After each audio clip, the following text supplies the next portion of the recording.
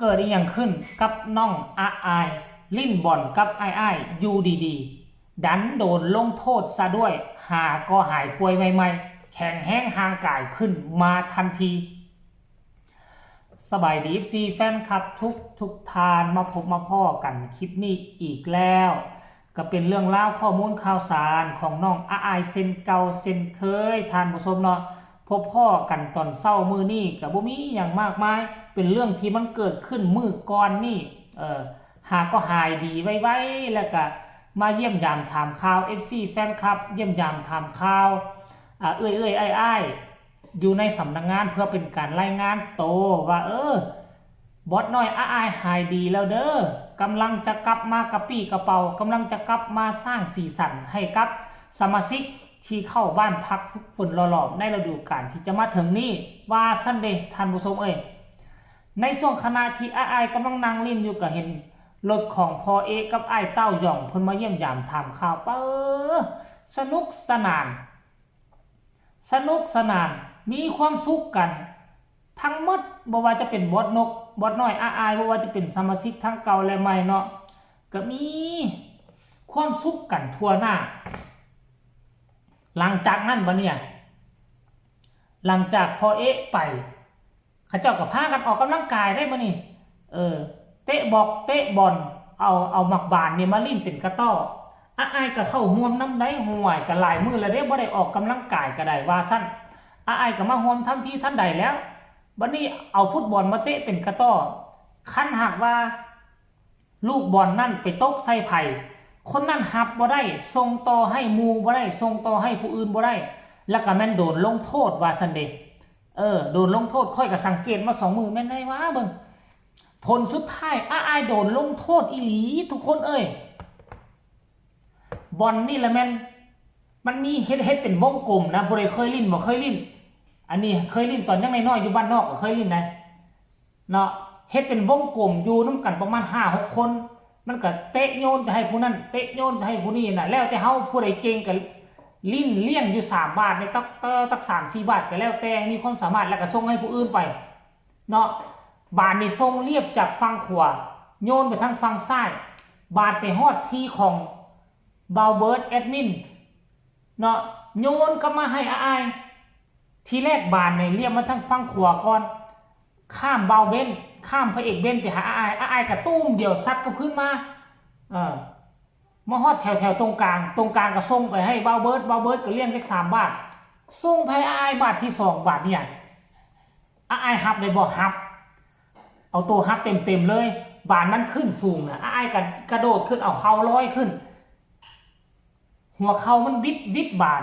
นแล้วมาโยนใส่บริเวณแอวกับท้องนี่เฮ็ดให้อ้ายฮับบานไปเต็มแต่บ่สามารถส่งต่อบานให้ผู้อื่นได้ผลสุดท้ายอ้ายโดนลงโทษสั่นตัวทุกคนเลย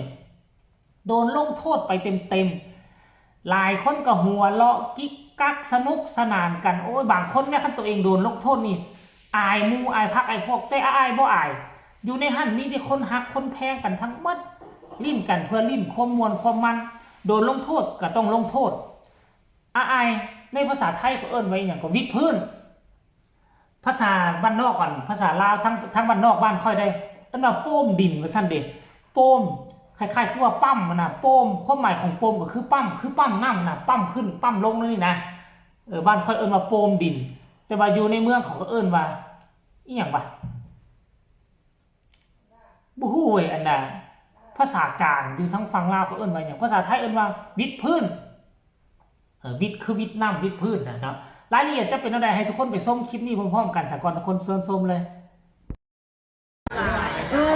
ผาไอ้คือมันเริ่มระเหยไปแล้วแหมแต่ว่ายังบ่ทันได้หมดกินเสมอไปแหมโอ้ยอย่าผาไอ้ให้มากกว่าอย่าผา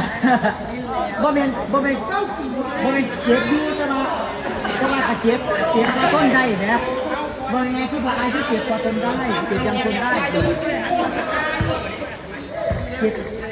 เจ็บคนได้มันยังอยู่ได้แต่มันไม่หายมันอยู่ได้มันอักเสบแต่ยังไม่หาย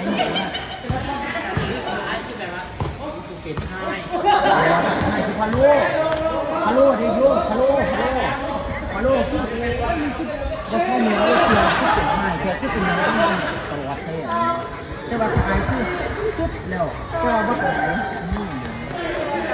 เขาจะหน้าคนคิดว่าเป็นพวกในตัว วันนี้พระสงฆ์อยู่วันนี้พระสงฆ์อยู่วันนี้ พอตัวพ่อหา คนยิงอะนะหายป่วยหายไข้ไวๆมาให้วิดพื้นประมาณ5 บาทหวยอายเป็นผู้หญิงได้บนผู้ชายวิดพื้นจังไดให้ลงไปนอนเกือกกับพื้นมดเนื้อมดตัวแอแล่อยู่โซซีดันตัวเองขึ้นมาห่างสำหรับตุ้ยอวบอึมๆแน่เอาลงไปย่ำใดไม่เอาลงไปทั้งโตเลยจงแต่คาเอิกไว้ค้ำไว้ส่วนที่ขึ้นมาย่ำใดก็แอแล่นี่กลายเป็นความสนุกสนานกลายเป็นเรื่องตลกคบขันอยู่ภายในสำนักงานเสียงวีหกในมือก่อนนี่ท่านผู้ชมเอ้ยโอ้ยสุดยอดเลยอันนี้แหละคือความเป็นกันเองของอายนี่นะท่านผู้ชมความเป็นกันเองของอายมันนำพาความสุขสนุกสนานมาสู่บรรดาสมาชิกทั้งเก่าและใหม่ของเสียงวีหกในสำนักงานเมื่อวานนี้คันว่าอายไปทุกมือก็มีความสุขแบบนี้ทุกมือเลยท่านผู้ชมเอ้ยมีความสุขจังซี่ทุกมือนี่แหละบอสน้อยก็คือบอสน้อยเป็นกันเองเข้ากันได้บ่ว่าทั้งซ้ายทั้งยิงบ่ว่ากระเทยบ่ว่าเก๋เข้ากันได้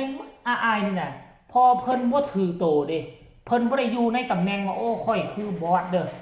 ค่อยคือบอสคนที่จะเข้าหาค่อยนี่บ่ได้เข้าง่ายๆมันบ่ได้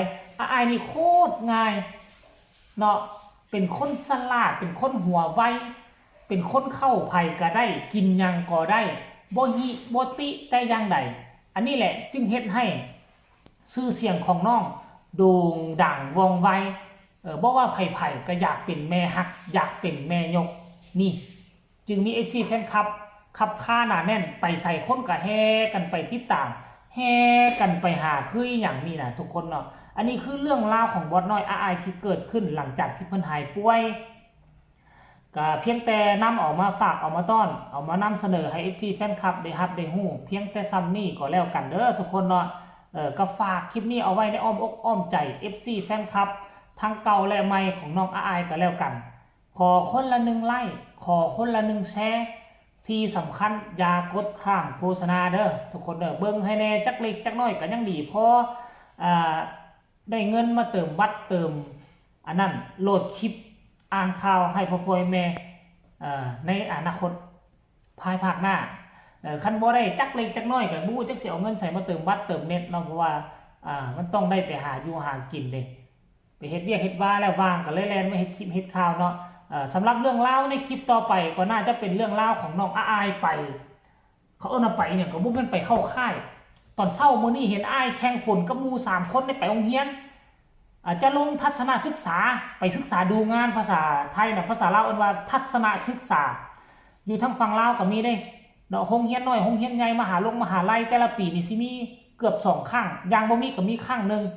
เอานักเรียนลงไปศึกษาดูงานอยู่บนนั่นอยู่บนนี่รายละเอียดเอาไว้คลิปหน้าจะมาเล่าสู่ฟังกันแล้วกันเด้อคลิปนี้ลาท่านผู้ชมไปก่อนสบายดี